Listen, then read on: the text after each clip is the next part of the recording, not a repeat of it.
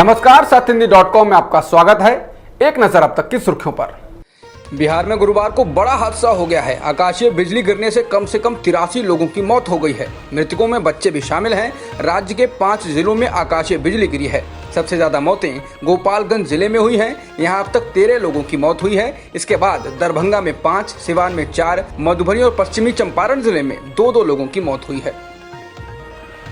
बिहार विधान परिषद की 9 सीटों पर हो रहे चुनाव के लिए सभी राजनीतिक दलों के प्रत्याशियों ने अपना नामांकन कर लिया है। वहीं कांग्रेस ने अचानक बड़ा बदलाव करते हुए अंतिम समय में तारिक अनवर की जगह समीर सिंह को अपना प्रत्याशी घोषित किया है। ऐसा इसलिए किया जा रहा है क्योंकि तारिक अनवर का नाम बिहार के वोटर लिस्ट में नहीं है।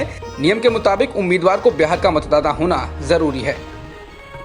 भारत और चीन में गलवान घाटी को लेकर चल रहे तनाव और कूटनीतिक वार्ताओं के बीच खबर आ रही है कि चीनी सेना ने लद्दाख में एक और मोर्चा खोल दिया है।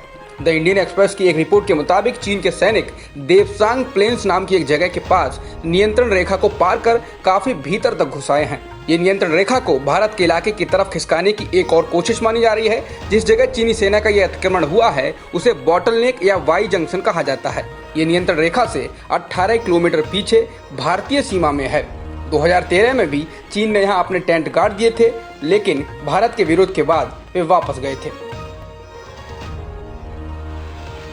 भारत ने एक बार फिर हिंसक झड़प के लिए चीन को जिम्मेदार ठहराया है और सीमा पर चीनी सेना के इकट्ठा होने को सभी सहमत मानदंडों का उल्लंघन बताया है। भारत के विदेश मंत्रालय ने कहा कि मई से ही चीनी सेना सीमा पर अवैध जमावड़ा शुरू कर चुकी थी, जो कि समझौते का उल्लंघन है। इसके साथ ही भारत ने गलवान घाटी पर अपना दावा ठोका और कहा कि भारत हमेशा से ही वहां पर पेट्रोलिंग करता रहा, लेकिन कभी भी स्थिति को बदलने की कोशिश नहीं की गई।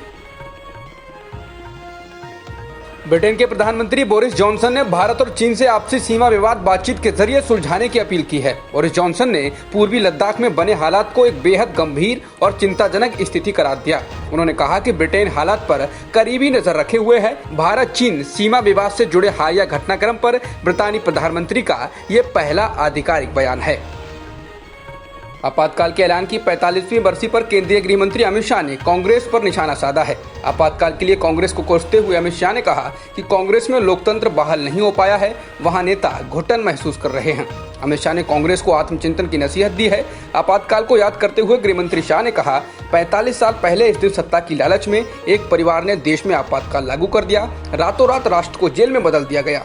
प्रेस, अदालतें, मुक्त भाषण सब खत्म हो गए। गरीबों और दलितों पर अत्याचार किए गए थे।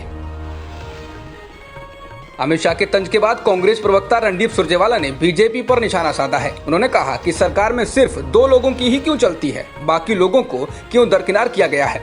रणदीप सुरजेवाला ने ट्वीट किया, भारत की सत्ताधारी पार्टी होने के नाते बीजेपी को इसका जवाब देना चाहिए।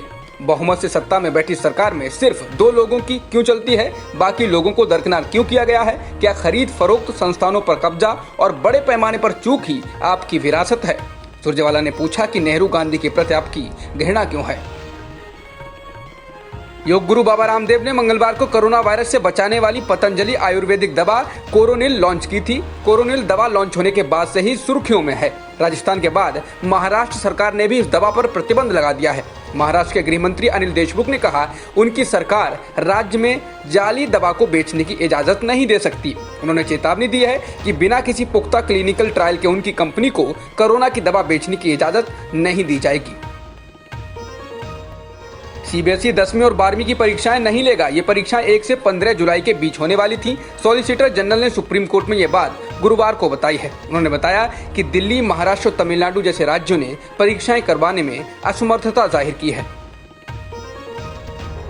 जानी मानी एफएमसीजी कंपनी यूनिलीवर ने गोरेपन को कथित रूप से बढ़ावा देने वाली अपनी फेस क्रीम की मार्केटिंग का तरीका बदलने का फैसला किया है। गुरुवार को यूनिलीवर ने इस सिलसिले में घोषणा कर दी है। कंपनी ने एक बयान जारी कर कहा है कि वो आने वाले हफ्तों में फेयर एंड लवली ब्रांड का नाम बदल देगी। इतना ही नहीं, कंपनी ने कहा है कि वो गोरा या गोरेपन जैसे शब्दों का इस्तेमाल अपने उत्पादों और विज्ञापनों में इस्तेमाल नहीं करेगी। कंपनी के ब्यूटी और पर्सनल केयर डिवीजन के प्रेसिडेंट सन्नी जैन ने कहा, ये सभी रंगों और हर तरह के स्किन टोन्स का ख्याल रखेगी। हम ये समझते हैं कि फेयर, व्हाइट और लाइट जैसे शब्द खूबसूरती के एक तरफा नजरिए को दिखाते हैं। अंतर्राष्ट्रीय बाजार में कच्चे तेल की कीमतों में नरमी के बावजूद घरेलू बाजार में आज 19वें दिन तेल की कीमतों में बढ़ोतरी की गई। इसी के साथ पेट्रोल 16 पैसे प्रति लीटर और डीजल 14 पैसे प्रति लीटर महंगा हो गया, जिसके बाद दिल्ली में डीजल के दाम 80 रुपए प्रति लीटर के पार हो गए। देश के इतिहास में ऐसा पहली बार हुआ है। वहीं पेट्रोल की कीमत बढ़कर 79 रुपए 92 पैसे हो गई। अरविंद केजरीवाल की सरकार ने कहा है कि वो शहर में रहने वाले तकरीबन 3 करोड़ लोगों की स्क्रीनिंग करेगी ताकि कोरोना संक्रमण के लक्षण वाले लोगों का पता लगाया जा सके। इस महत्वाकांक्षी योजना के तहत दिल्ली सरकार घर घर जाके सर्वे करेगी। दिल्ली में कोरोना संक्रमण के मामले जिस तरह से बढ़ रहे हैं, उसकी वजह से दिल्ली ने मुंबई को पीछे छोड़ दिया है। अब तक की खबरों में बस इतना ही। बाकी खबरों के लिए बने रहिए सत्यहिंदी.com के साथ।